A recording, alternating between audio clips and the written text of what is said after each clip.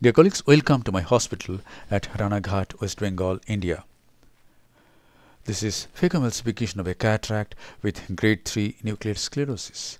The pupil didn't dilate very well and pupil became small while emulsification of nuclear fragments were being done.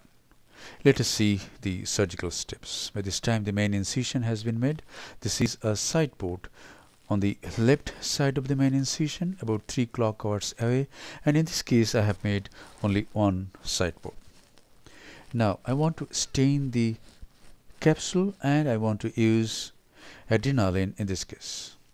This is type N blue dye, and here goes adrenaline. Let us see if the pupil dilates with adrenaline. Yes, the pupil has dilated to some extent. Now the dye is washed out with PSS. If this much dilatation remains throughout the surgery, there will be no problem at all. Let us see what happens. 2% hydroxypropyl methyl cellulose is injected into the anterior chamber. The patient is under topical anesthesia and the patient is moving her eye a lot. Since there is only one side port, I am introducing the 26 gauge needle through the main incision and raising a flap.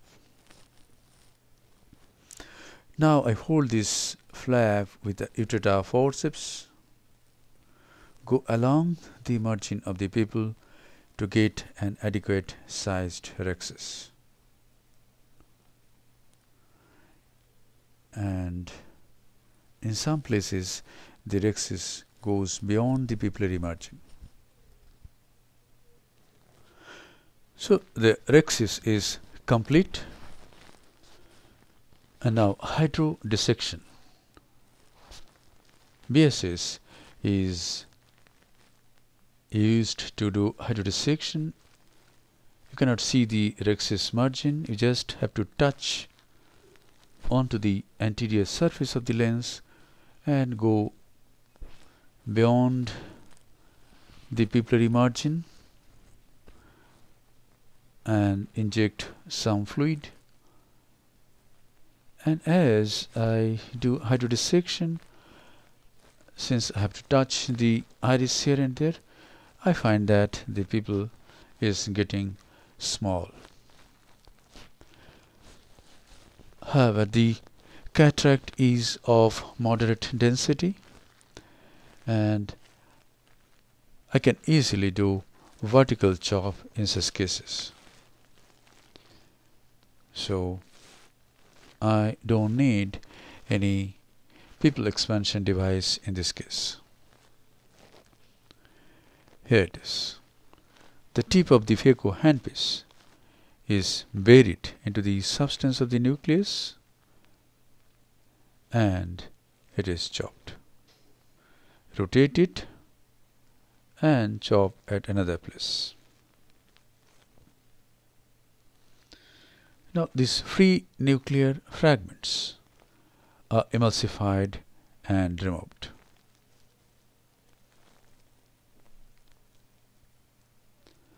This is another chop.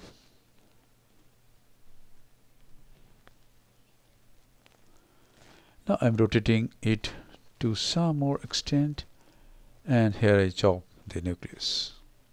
Phaco power used in this case is only 50%. Flow rate is 45 ml per minute. Vacuum is 450 millimeter of mercury. And this is the last portion of the nucleus. I remove the chopper so that anterior chamber becomes very stable. And here it is. The nucleus is managed.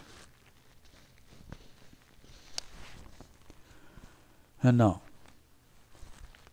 visco is again injected into the anterior chamber and a 23 gauge Simcoe cannula is used through the main incision to remove most of the cortex.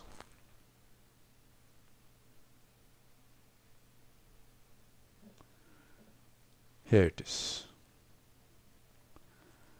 So cortical cleanup is done. You can use coaxial IA to remove the cortex.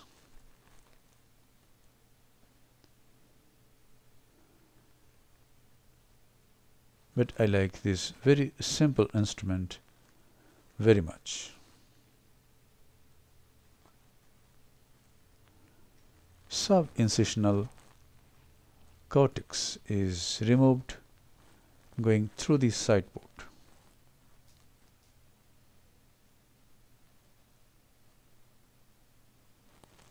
That's it. The cortical cleanup is done. Some fibers are still sticking to the posterior capsule. It is nicely polished.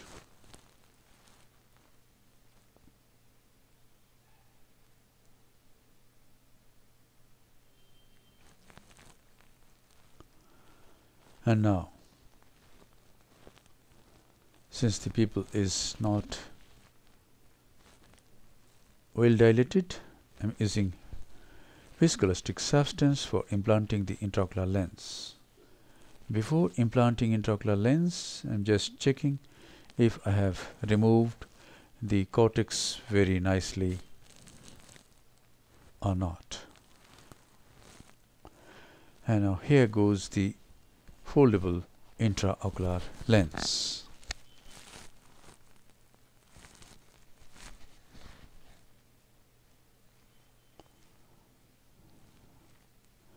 This is a C cartridge, and you can implant the lens without extending the main incision. The lens is dialed and it is positioned well.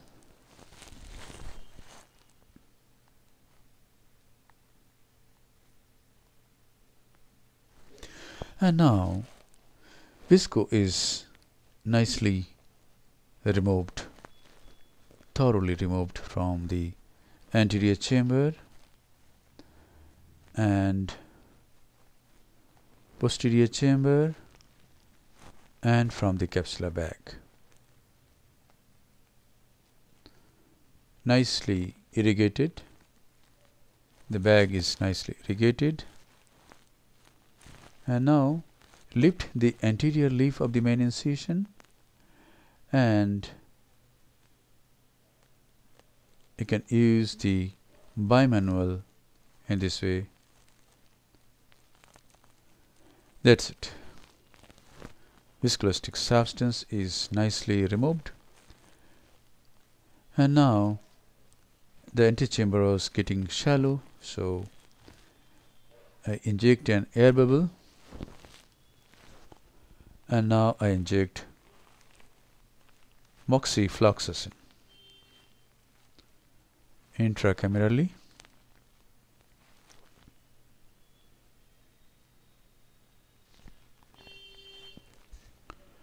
The sideboard is nicely hydrated. Whenever the anterior chamber gets shallow, we can inject an air bubble to maintain the anterior chamber, and you can buy some time. And now this is the final lavage of the anterior chamber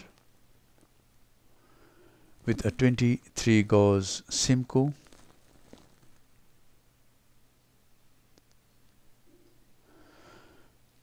And we must nicely form the anterior chamber, and Simcoe is very good